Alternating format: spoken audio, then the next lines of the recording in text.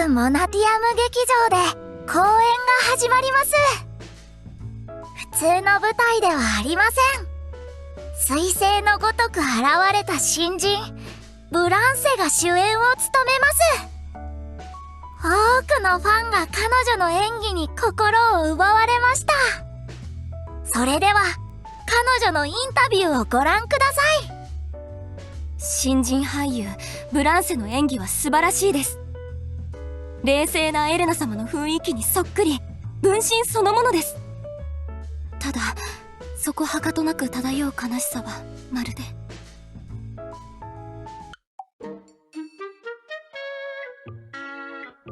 宣伝のためとはいえ話を盛りすぎなのでは。いいえ、気にしないでおこう。私の演技が必要だから選ばれたはずよ。遅れて申し訳ありません。いつもの癖で代役の楽屋に行ってしまいました。そうですか。では10分後にオープニング入ります。はい、わかりました。大丈夫。練習もたくさんやったし、台本も完璧に覚えたもの。今回の公演ではいい演技だという評価が欲しい。そう、私は俳優だから。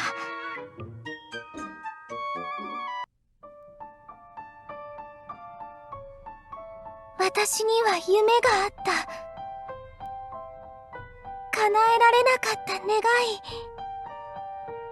現実が背を背けるのなら、もうすぐクライマックス。もう少し自信を持ってやらなきゃいけないのに。喜んで諦め。おうやめちまえ。黙ってみようとしたけどよ。俳優のくせになんだその表情は。石膏像か？感情が伝わらねえんだよ。おい、できねえならエキストラでもやれよ。なんで主演なんだ。顔が可愛いから選ばれただけだろ。お客様、いえ、そこの客、観劇ルール違反のため劇場から退場していただきます。観客の皆様にお詫び申し上げます。本公演は休憩を挟んだ後再開させていただきます。はあ？話せ。俺が言ったことは間違ってないだろ。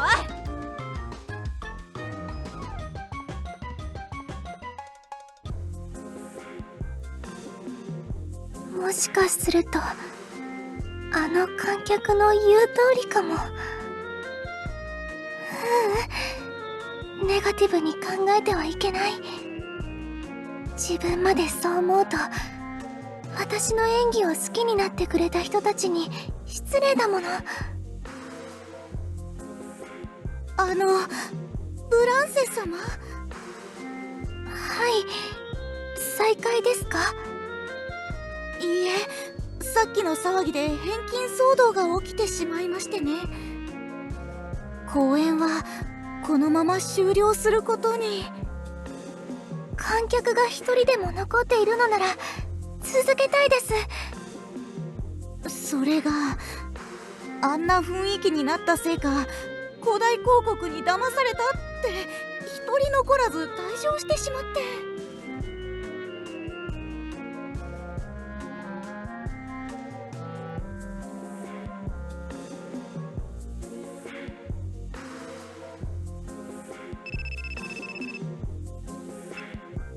ブランセさん、今電話大丈夫かな？もしもし、劇団長様。はい、大丈夫です。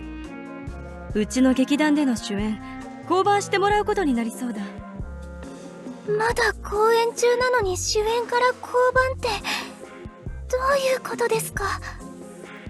まあ言葉通りの意味だね。最近公演中にトラブルがあっただろう。それが話題になって結局ブランセさんの演技力の問題ってことになっちゃってね。まあそういうことだから、まさかここまで炎上するなんて予想外だったよ。追い出されるのはイメージが悪いし気分も良くないだろ。私はエルフの中でも情に熱い方だから。はい、わかりました。いい返事だ。もしかしたらブランセさんは故郷に帰って暮らすのがいいかもね。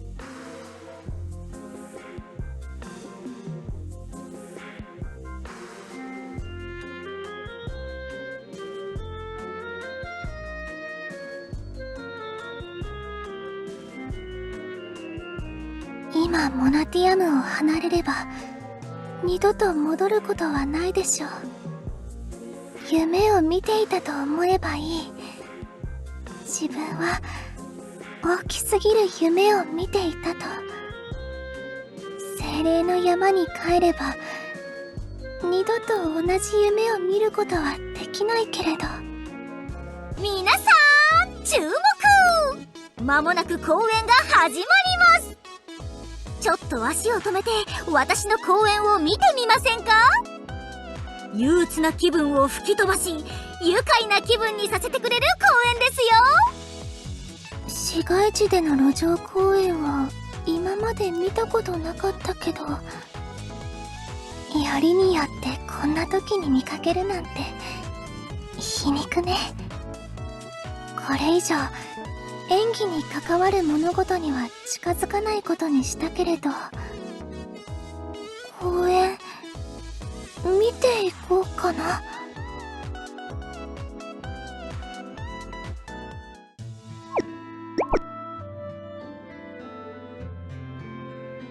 その時驚くことに、このみすぼらしい路地裏で銀融詩人が出会ったのは、なんと教師を取り巻く陰謀の元凶。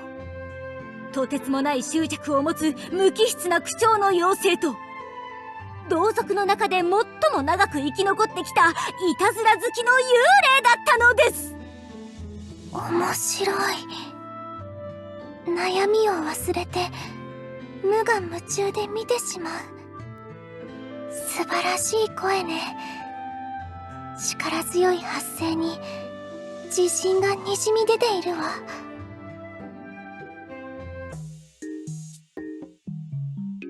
単に話をしているわけではない。これは演技。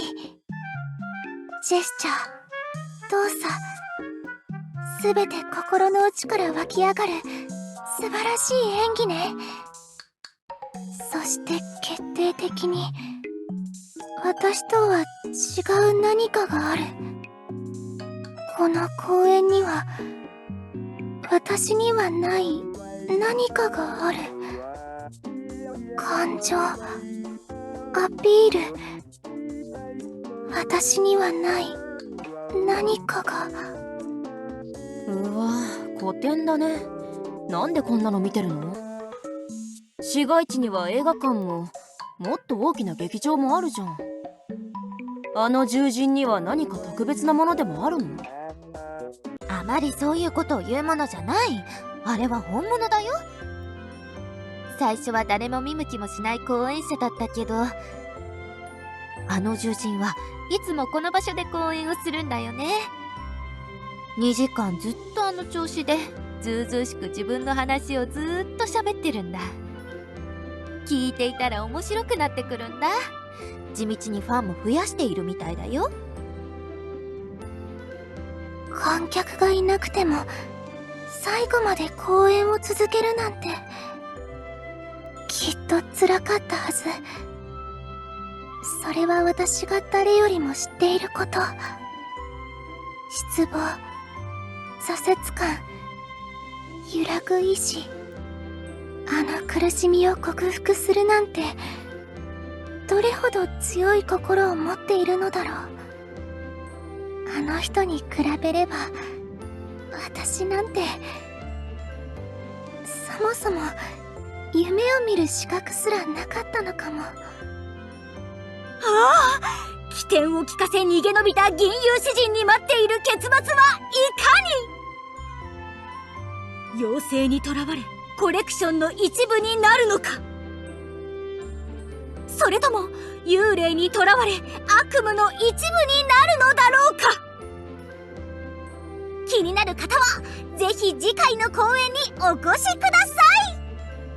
終わった。これでモナティアムにも劇場にも二度と用はないでしょう。あの獣人に声をかけてみようかな。もしかすると演技を教えてもらえるかも。未練は捨てるって決めたもの。たとえ教えてもらったとしても私には真似できない。もう夢から覚める時よ、ブランセ。ちょっと待ってください。あなたですよ、優雅な雰囲気と気品が漂うあなた。もしかして私のことですか？はい、急に走ると息切れしますね。どうして私を？少々失礼な質問かもしれませんが、どうかお許しください。どうしてそんなに悲しそうにしているのですか？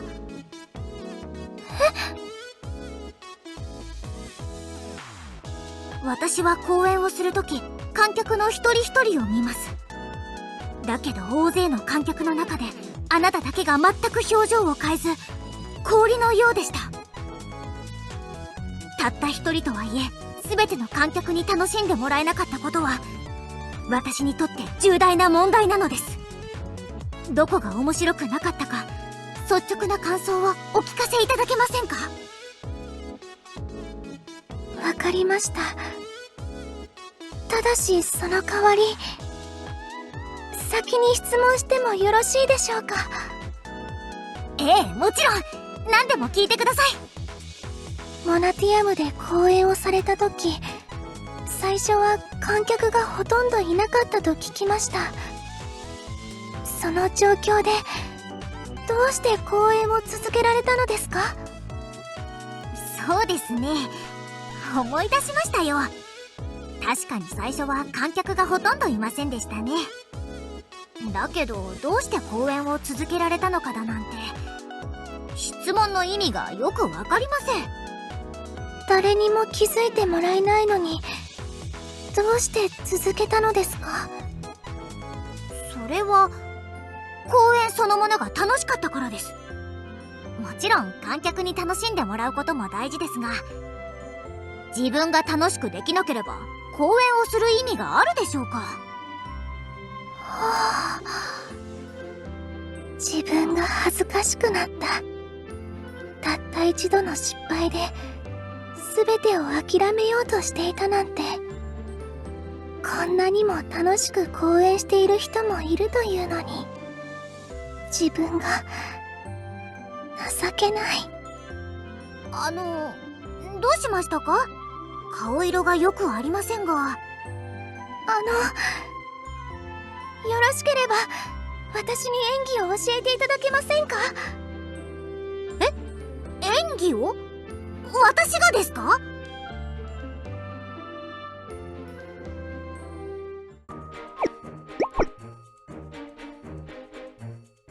セリフは発声が基本です。おとなしい演技では感情が伝わりませんよ。汝、顔を見せよ。もっと大きく感情を込めて叫んでください。汝、顔を見せよ。経験が足りないのでしょうか。何度もやれば上手くなると思いますが。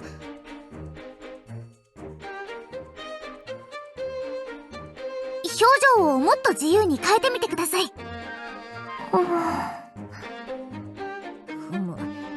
次は怒った顔で。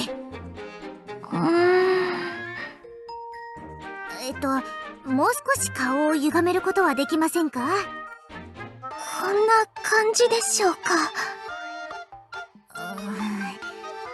自信がないのですか？表情が全く変わってませんよ。やはり無理みたいです。おかしいですね。どうしてあと一歩のところで何かを引き出せないのでしょうか。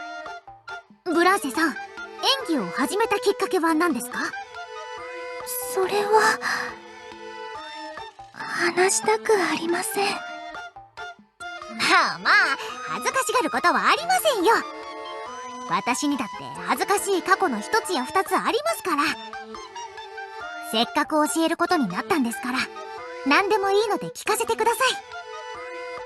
確かにエピカさんにこんなにお世話になっているんだもの。私の都合のいいことだけ答えるのは失礼よね。私は子供の頃から演技をやってました。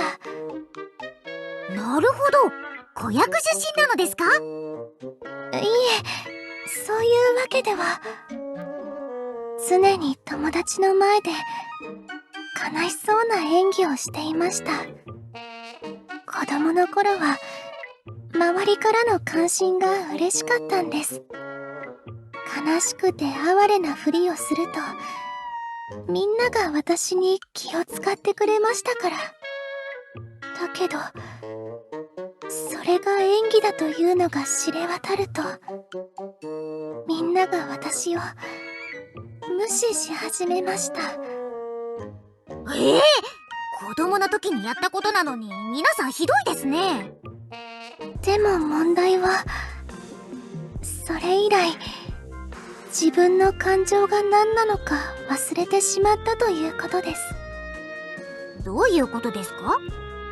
自分は悲しいと思い込みながら嘘を繰り返していたら、本当の悲しみが何なのかわからなくなってしまったのです。さらに喜びや驚き、怒り、あらゆる感情が薄れていきました。そうして表情を作れなくなりました。はて、表情を作れない？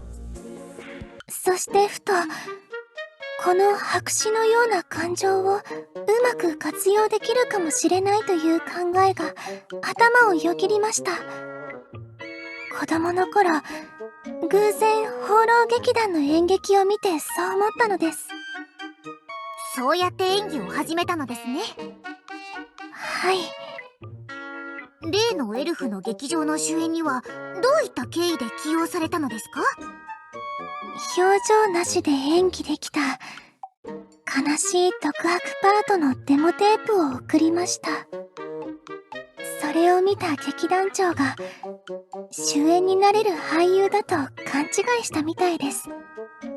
誤解を解こうとしたのですが、舞台に立てばなんとかなると、顔が良ければみんな見てくれると、私にも十分できると、励ましにもならない励ましをもらって、自分にもできるんだと思い込んでしまったのです。悲しみを勘違いしていた幼い頃と同じ過ちを犯してしまいました。本当に情けない。私はこれからずっとこんな無表情な顔で生きていくの。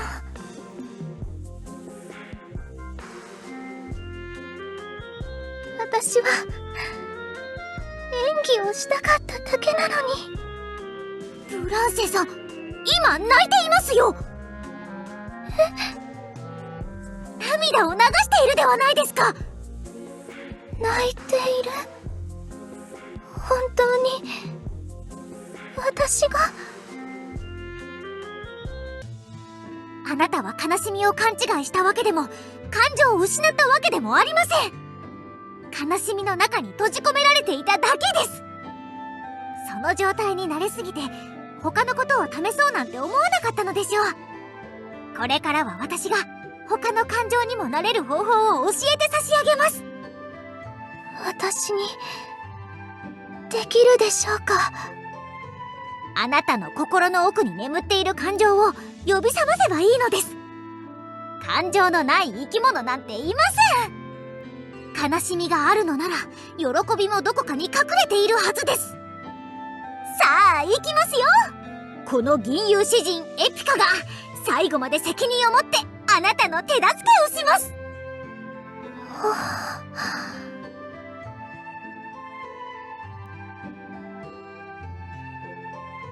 ありがとうございます、エピカさん。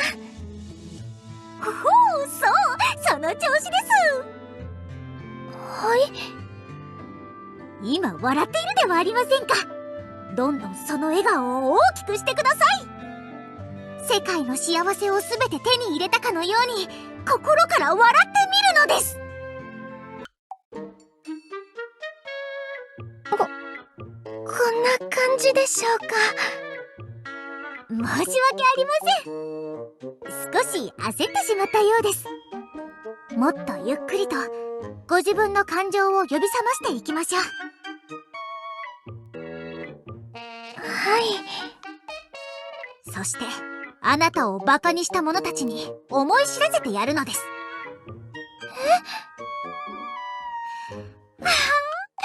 なんて素晴らしい物語でしょう。地面に落ちている一輪のバラ、再び明るい太陽に向かって頭を上げるのです。青いバラ、ブランセよ。何を考えているのですか、エピカさん。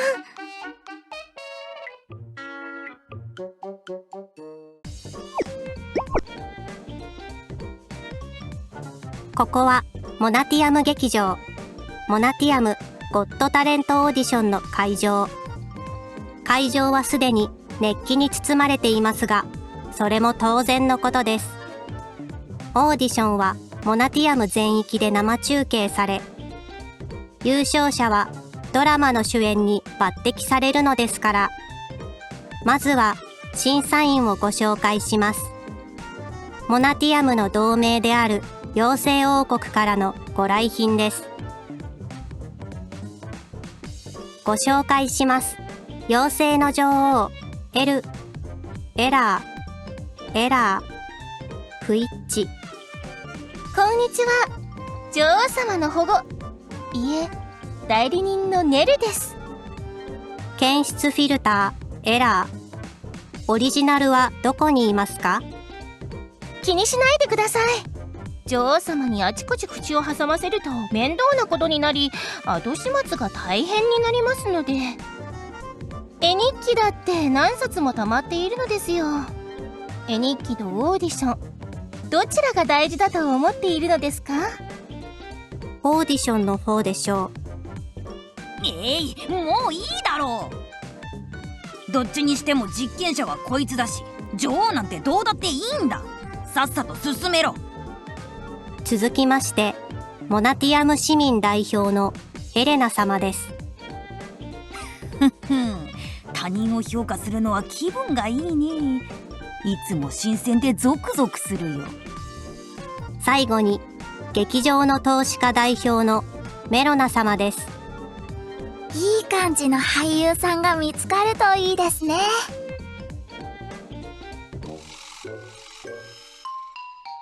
エピカさんはできると言っていたけれど、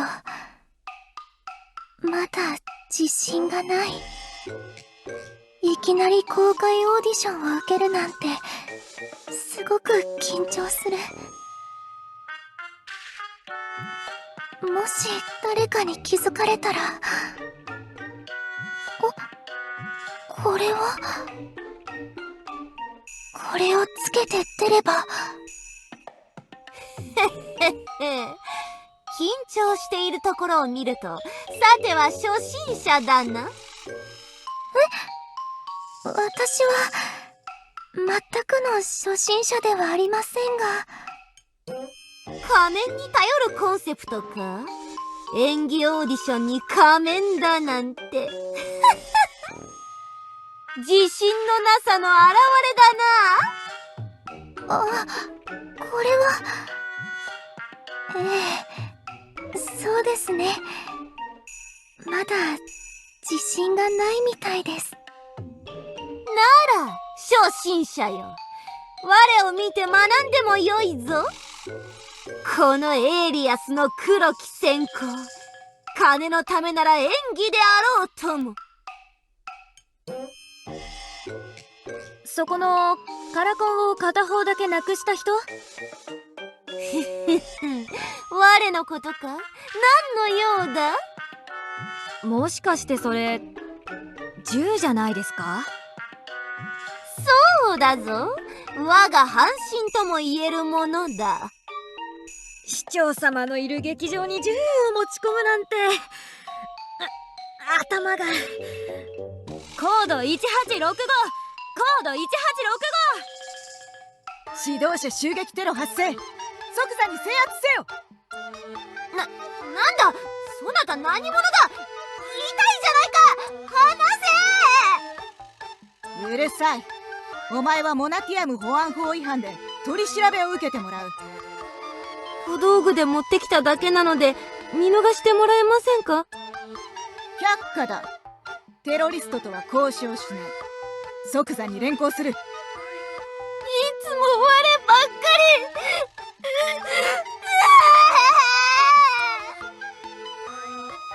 り。はあ。それからそこの仮面の人。はい。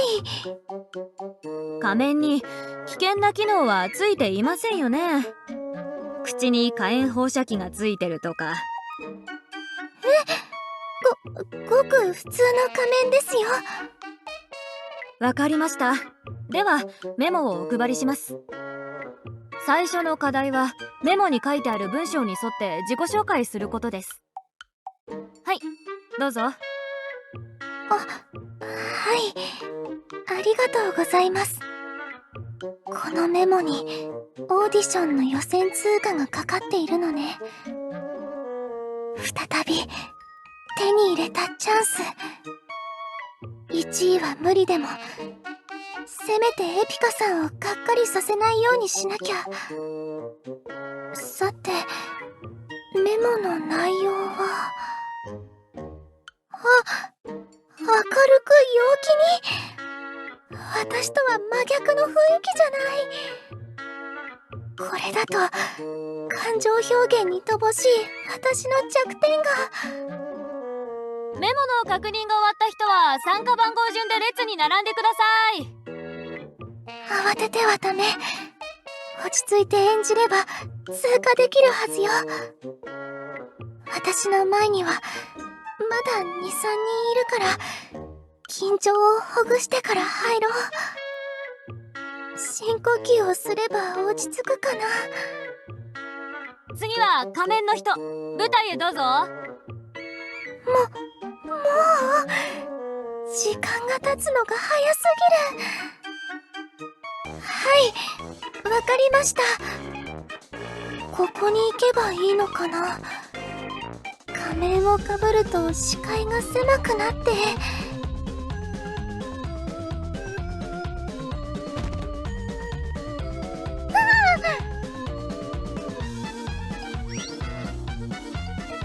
よかった。ほっぺから転んだおかげで大怪我はしなかったわ。派手に登場したね。変な仮面のせいで余計に面白い。10点。体を張ったハイレベルなスラップスティックコメディだね。古典的だけどチャレンジ精神が感じられたよ。演技はまだなのに、どうして点数をつけているのですか？何も分かってないね。オーディション番組の審査員なんて専門性がなくてもいいのさ。クソ真面目なのが1人と無限ポジティブ1人、そして変わり者が1人の3人がいれば十分。説教なら私じゃなくて参加者にするんだね。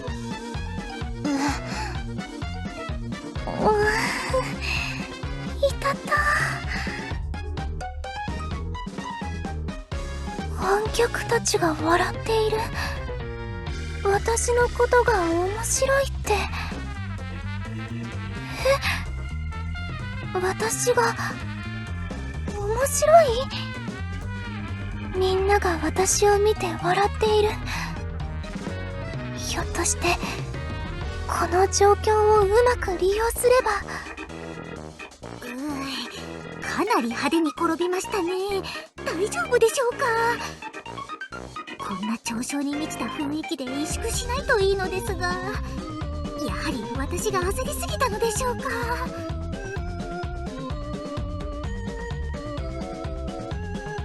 こんにちは、観客の皆様、そして審査員の皆様。さっきのことは忘れてくださいね。大丈夫です。こうして笑えるんですから。とにかく私はオーディションで実力を試すために現れた笑う仮面。顔を隠す仮面には事情があるんですけど、もっと仲良くなったら教えますね。ありがとうございます。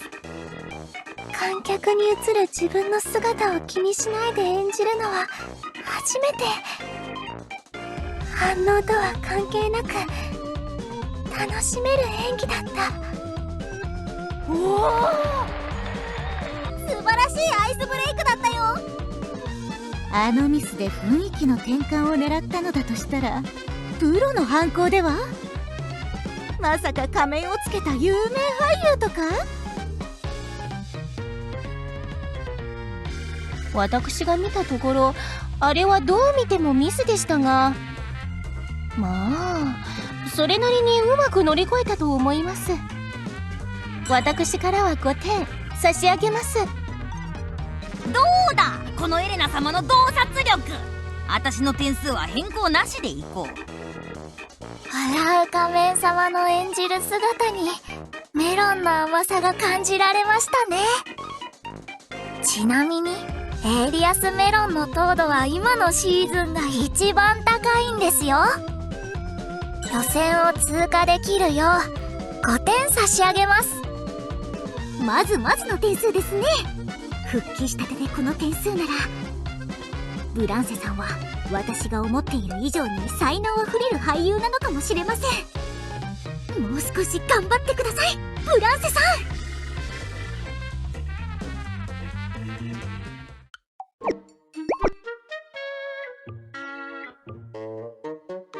参加者の笑う仮面さん、対戦相手のスピッキーさんに何か言いたいことはありますか？幽霊について考えたことはあまりありませんが、何か言うとするなら、幽霊だということは抜きにして、スピッキーさん自身にしっかりと焦点を当ててみないといけません。スピッキーさんがアイデンティティ泥棒というあだ名で呼ばれていることはお聞きしたのですが、演技の根本は真似ること。それを否定できないのは事実です。頑張ってください。お互いにライバルですが、学べることがあるといいですね。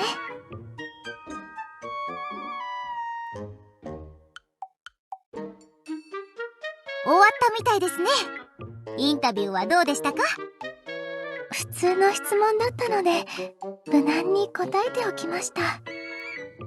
最初の課題で印象を残せたおかげで注目を集めているみたいですね。あれを見てください。あなたのインタビューが流れていま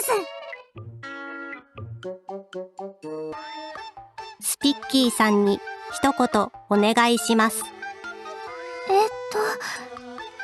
幽霊考えたことはありません。スピッキー、しっかり見な。スピッキーはアイデンティティ泥棒とお聞きしたのですが、演技の根本ができていないのは事実です。頑張ってください。学べることがあるといいですね。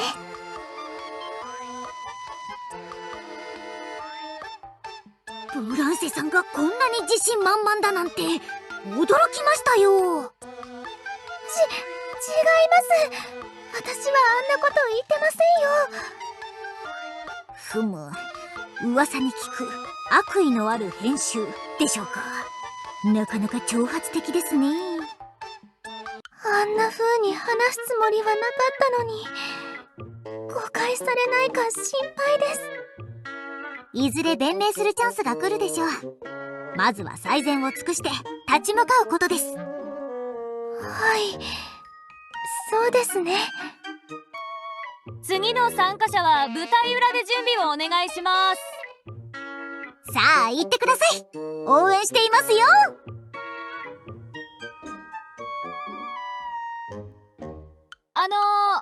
笑う仮面さはい、ここに。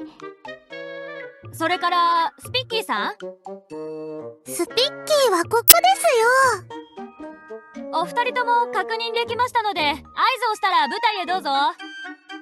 スピッキーさん。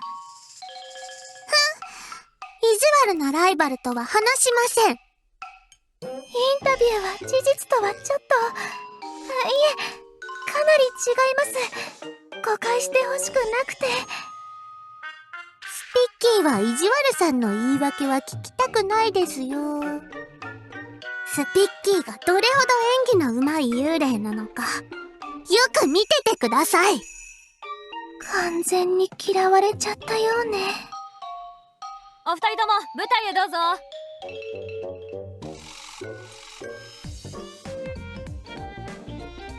2名の候補者が舞台に登場しました。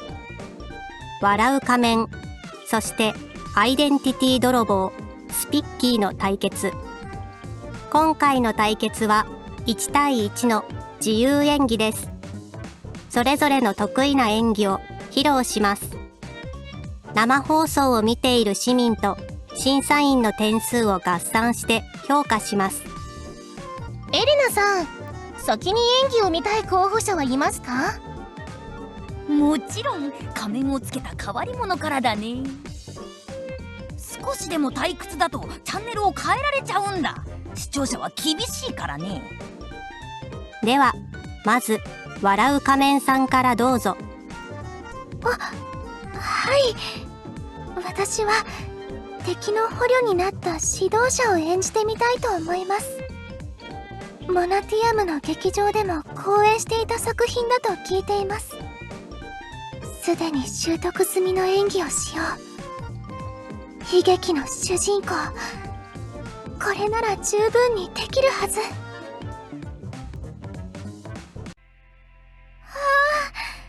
ついに勝利の歴史が終わってしまったのか。彼らの卑怯な策略と残虐な攻撃に倒れてしまった。甘い言葉に満ちた円盤は偽りの鏡だったのだ。我々の油断が滅亡を招いてしまった。彼らもエルフを愛していることを知っているのか、登場に気づいているのか。悲劇の中でこの身を捧げることがあっても必ず同族を守り抜いてみせる。ブラボーブラボー、卓越した作品選定能力だ。仮面からにじみ出るあの淡い感情と悲壮感、その美しさ、まさに私そのものだ。ふむ、エルフの物語でしょうか。偏りすぎではありませんか？何を言う。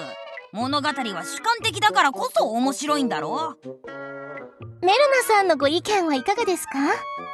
先ほどからずっと無言ですが。私は気軽に発言できないんですよ。はい？何か問題でもあるのですか？チャット欄が荒れるので、コメントはここまでにしておきますね。そうですか。では次の参加者、スピッキーさんの演技を見せてもらえますか？なんだかもう嫌な予感がしますけれど。スピッキーはネルになりまーす。はぁ。ネルは妖精の女王を叱る演技をしますよ。女王様、またベーカリーのパンを全部食べちゃったんですか？教団の予算が足りないってネル言いましたよね。ネルはケチなんですよ。いけませんね。女王様は3日間羊羹でも食べてなさーい。いくら私でも女王様に3日間も羊羹を食べさせたことはありません。語尾を変に伸ばして話すこともありません。教団の予算を節約するのは私が司祭長だからです。私のことを一体何だと思っているのですか？まあ落ち着きなよ。随分と主観的な審査じゃないか。そうですね。フィクションはフィクションとして受け入れましょう。仕方ありません。早く進めましょう。2名の参加者の演技が終わりました。市民の投票と審査員の点数を計算中。結果は笑う仮面152点、スピッキー146点。わずかな差で笑う仮面の勝利です。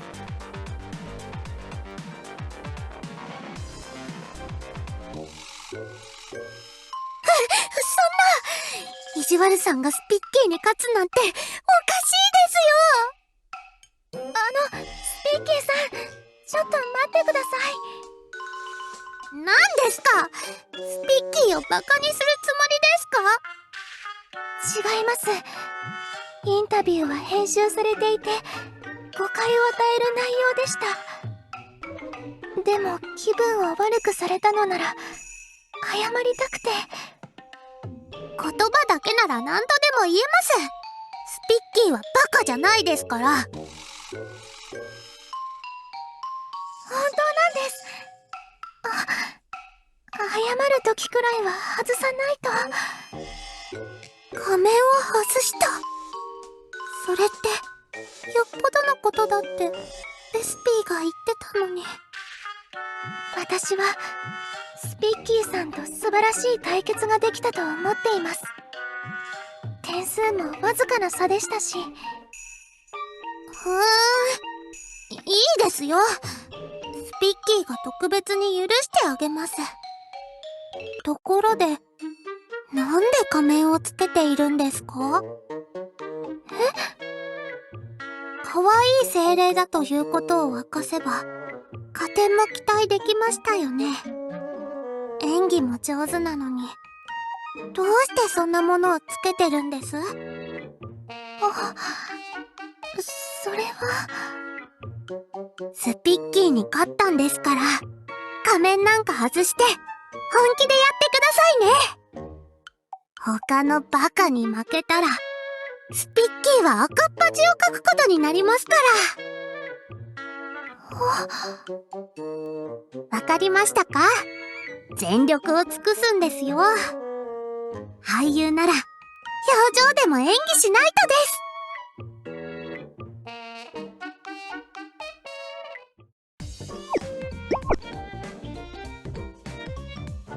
決勝前のインタビューです。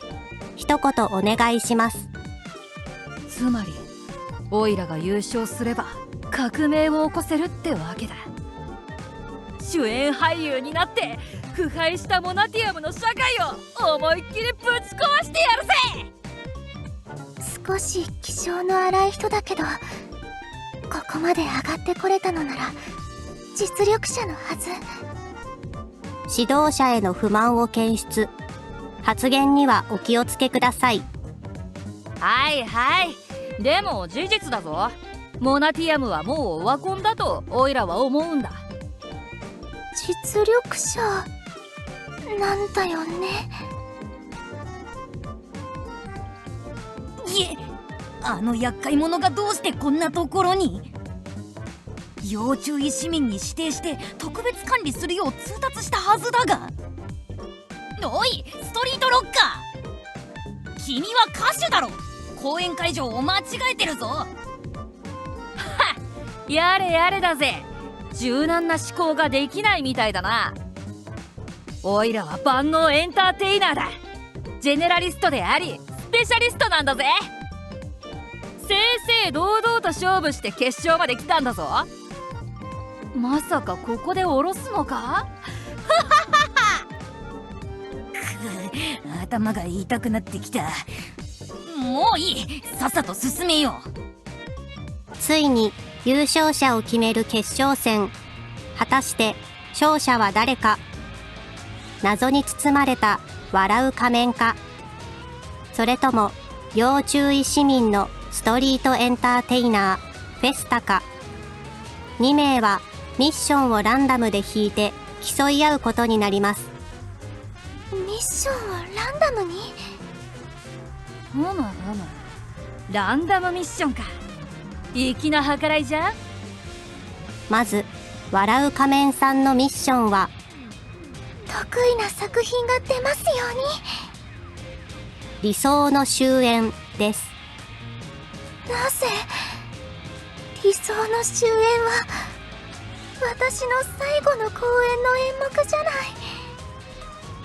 私が台無しにしてしまったあの劇、よりにもよってこの演目だなんて。どうしよう。フェスタさんのミッションはミュージカルです。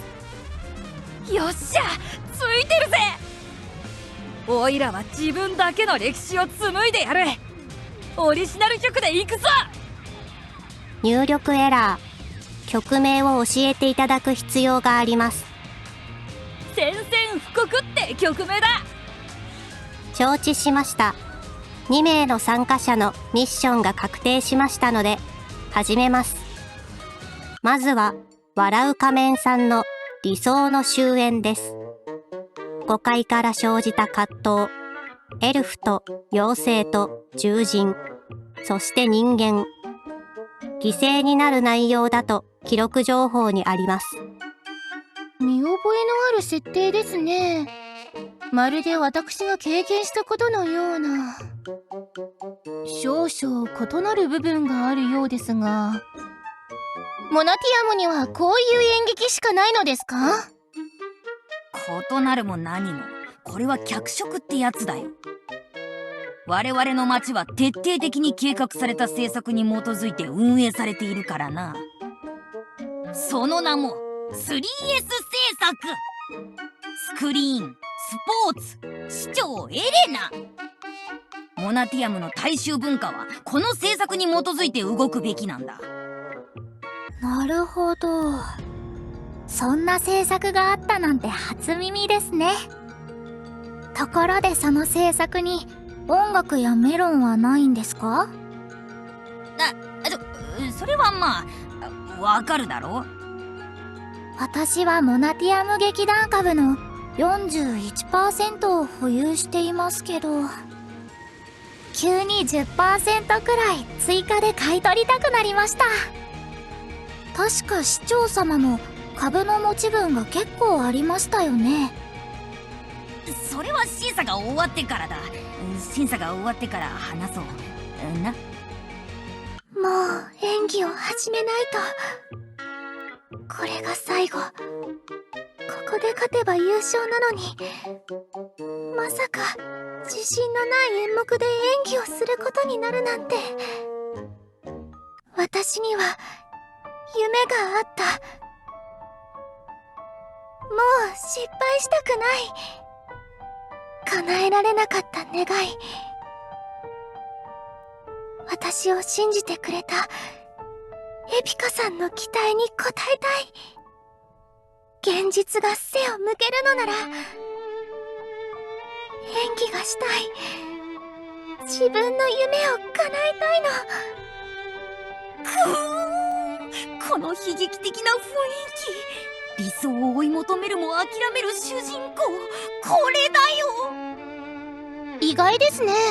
公演なんて楽しむような方には見えませんでしたが。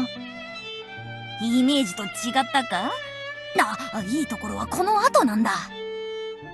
主人公が諦めることを受け入れる切ないシーンが最高なんだよ。喜んで諦めよう。諦め、いいえ、もう諦めたくない。諦めないんだから。諦めずに立ち向かえ、こんなセリフだったっけ？間違えたんじゃないかな。つい感情が湧き上がってセリフを間違えた。どうしよう。もしかしたらこっちの方がいいかもしれない。もう仮面の裏に隠れたくない。スピッキーさんの言った通り、もうこの仮面の裏に隠れる必要はない。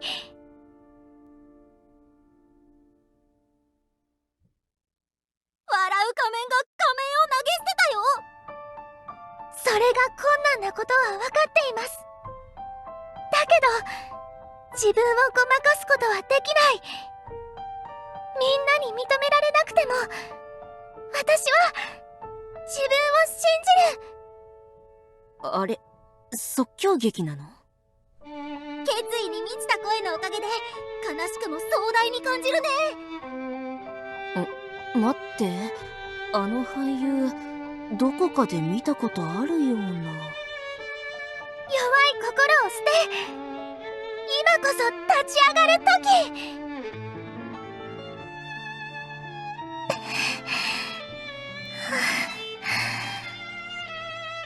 ありがとうございました。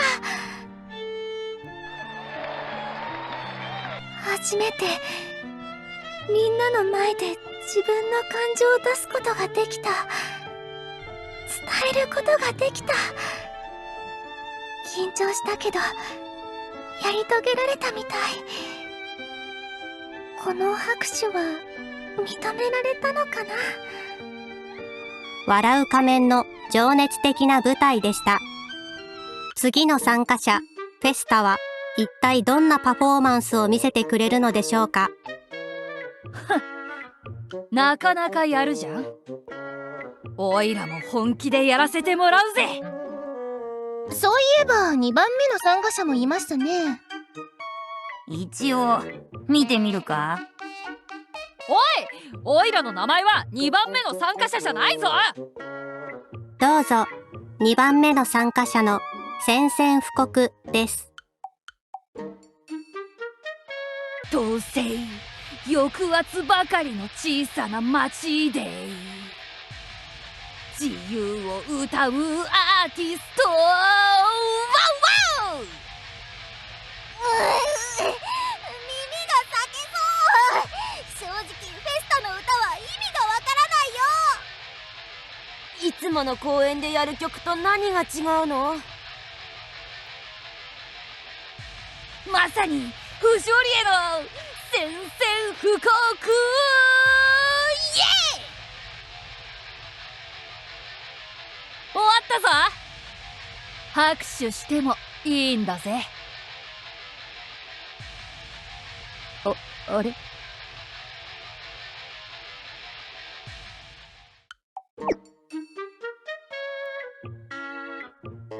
わかったよ。反応したくないならしなくていいぜ。これくらいの試練、おいらにとっては日常茶飯事だからな。素敵でした。スカッとする公演でしたよ。誰だよ、こんな公演に拍手をするなんてさ。ねえ、あそこ舞台の上に。いいじゃないですか。たまにはこういう公演も。ロックとミュージカルの出会いは新鮮な感じがしますね。お前。はい。あ、もし気分を悪くさせてしまったのなら謝ります。でも私は本当に楽しかったですよ。マジでクールなやつだな。だからみんなに好かれてんだな。ありがとうございます。フェスタさんも素敵ですよ。参加者の方は舞台の中央にお立ちください。これより審査を行い、優勝者を決めます。その必要はねえよ。フェスタさん、どちらへ？舞台を離れれば失格となります。知ってるさ。バカにすんなよ。ギブアップだ。オイラはお前らみたいなモブの評価はいらない。それにこういうのがかっこいい退場ってやつだろ。フェスタさん。それでは決勝はフェスタさんの棄権により、優勝者は笑う仮面です。やりましたね、ブランセさん。こうなることは分かっていましたよ。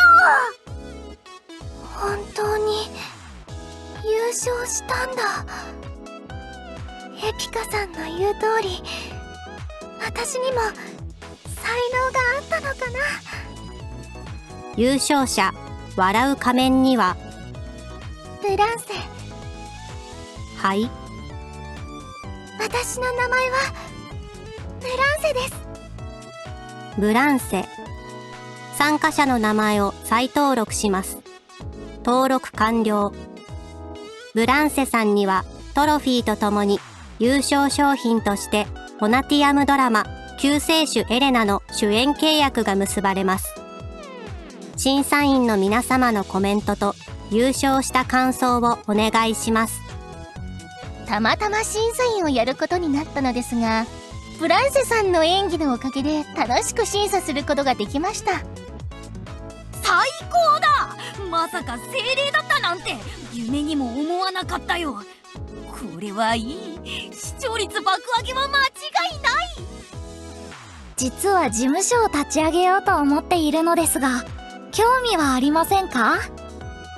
ブランセさん、優勝の感想をどうぞ。まずは感謝の気持ちを。ブランセ、どこかで聞いたことがあるような。思い出した。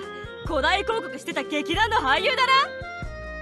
仮面で顔を隠してお面を返上しようとしてたのね。すみません。私は騙そうとしたわけではありません。そんなの言い訳だ。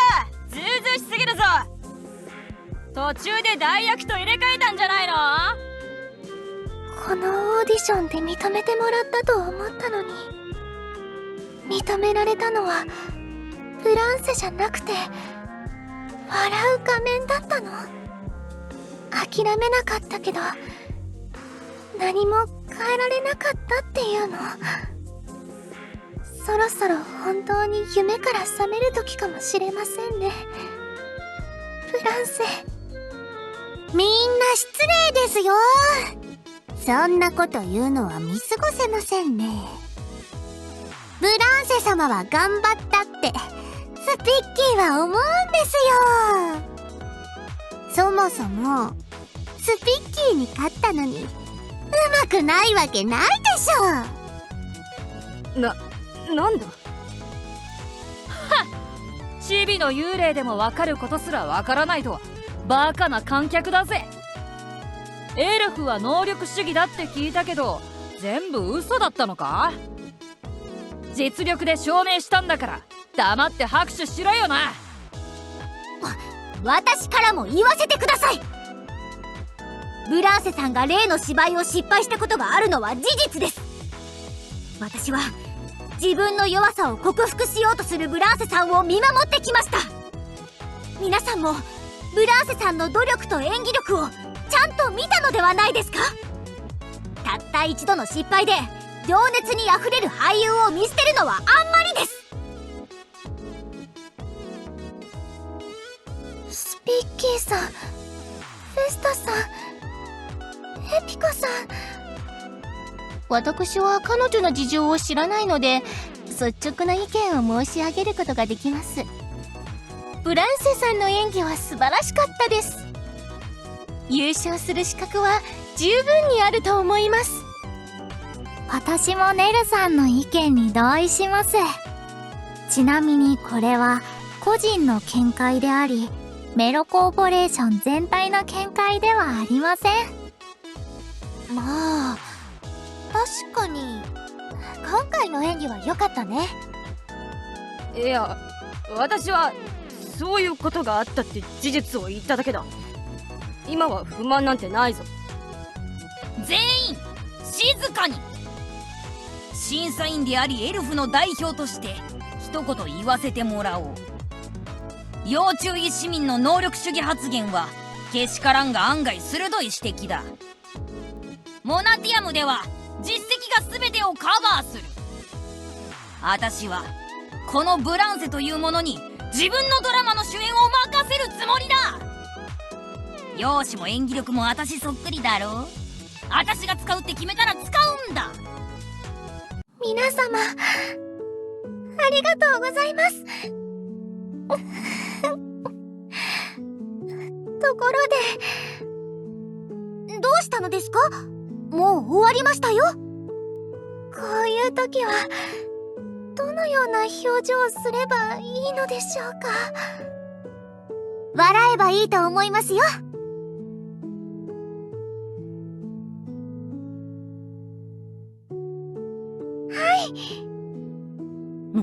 これは映えるね。